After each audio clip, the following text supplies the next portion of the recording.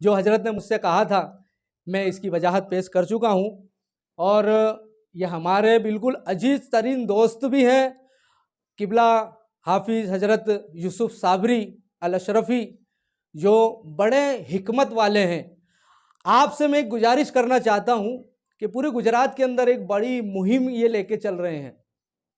वो मुहिम यही है कि आपके दिल के अंदर ये चाहत है कि जो भी एतराज़ात चल रहे हैं सिलसिलों को लेकर या कोई मसले मसाइल को लेकर, तो आप वीडियो के ज़रिए लोगों तक मैसेज पहुंचाते हैं, अल्हम्दुलिल्लाह। मगर आप बड़े एक हकीम भी हैं, एक बड़े हकीम भी हैं जो पूरे गुजरात भर में मशहूर व मारूफ है। आप ऐसी ऐसी दवाइयाँ बनाते हैं, ऐसी ऐसी दवाइयाँ बनाकर लोगों को देते भी हैं, अल्हम्दुलिल्लाह। आपको अगर किसी चीज़ की ज़रूरत हो तो मैं चाहता हूँ कि आप हजरत से रब्ता करें, और अल्हम्दुलिल्लाह आपकी मैं खुद इनकी कुछ बनाई हुई दवाइयाँ मैं खुद इस्तेमाल करता हूँ। यहाँ तक कि आपके तेल बनाया है जो सर में डालने का, काफ़ी घेंसू बड़े करने के लिए होते हैं, वो हम खुद इसको इस्तेमाल करते हैं। मैं चाहता हूँ कि आप भी इनसे रब्ता करें और एक मरतबा इनकी दवाई को इस्तेमाल करके देखें। इंशाअल्लाह आपको बड़ा ही उसमें इत्मीनान महसूस होगा। व आखिरुद दावाना वल्हम्दुलिल्लाहि रब्बिल आलमीन। मेरे अजीज़ों, मेरे दोस्तों, जैसा कि हज़रत क़िबला ने बड़ी अच्छी वजाहत कर दी, तो मैं एक बात आपके गोशे गुजार कर दूं कि एक है इल्म ज़ाहिर और एक है इल्म बातिन। जिसको अगर यूँ कह दिया जाए कि एक है इल्म सीना और एक है इल्म सफ़ीना, ठीक है। तो जो इल्म ज़ाहिर है, जो हमारे उलमाए किराम लेके चल रहे हैं, और एक इल्म जो है इल्म बातिन, जो पीरान किराम, पीरान उज़ाम, पीरी फ़कीरी के सीनों का राज है।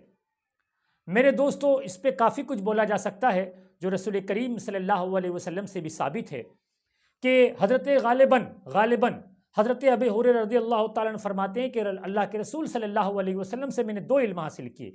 एक इल्म वो है जो मैं लोगों को बताता हूँ, और दूसरा इल्म वो है कि अगर मैं लोगों को बताऊँ तो लोग मेरी गर्दन मार दें।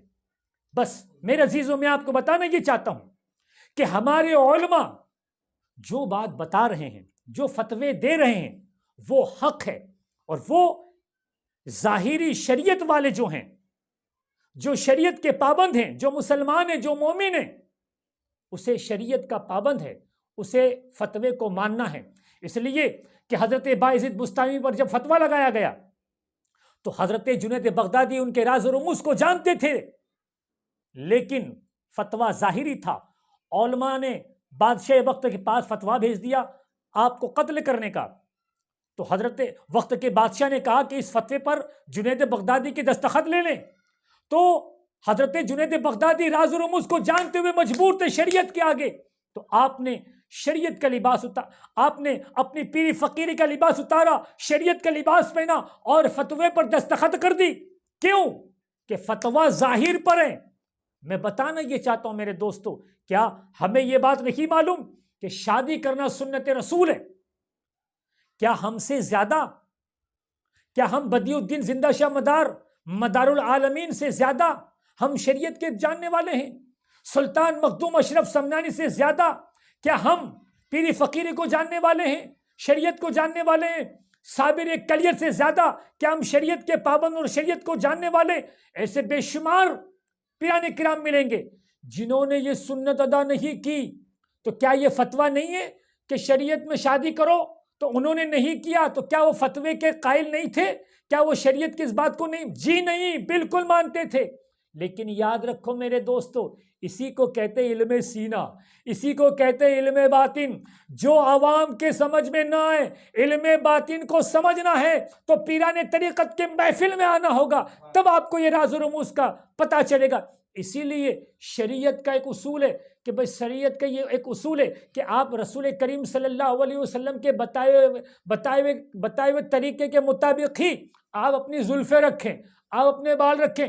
तो क्या शरीयत जितनी मुझ पर लागू है उतनी ही ख्वाजा बंदे नवाज पर लागू है? जितनी शरीयत मुझ पर लागू है उतनी ही हजरत बदियुद्दीन जिंदा शाह मदार पर लागू है। जितनी शरीयत जानेमन जन्नती पर लागू है उतनी शरीयत मुझ पर लागू है।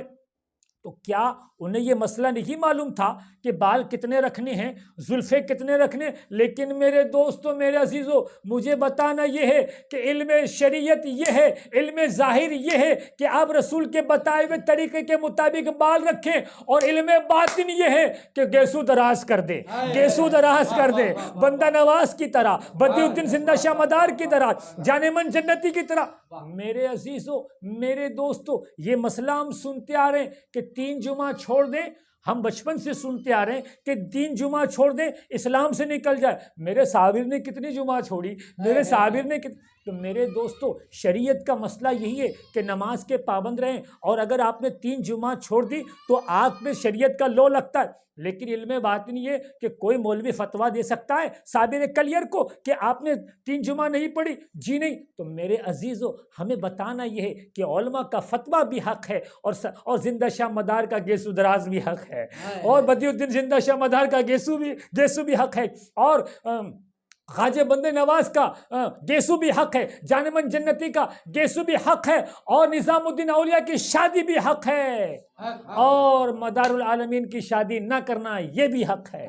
तो मेरे अजीज़ों, मेरे दोस्तों, अगर हमारे बोलने में कुछ कमी पेशी हो गई हो तो आप दरगुजर फरमाएं, और अगर आपको ज़्यादा वजाहत की ज़रूरत हो तो हज़रत क़िबला जुनैद बापू का फ़ोन नंबर दे दिया गया है। आपको कुछ भी बात पूछनी हो तो बराह करम मैं आपसे गुजारिश करूँगा मौत दबाना कि आप इनसे ही पूछ लें।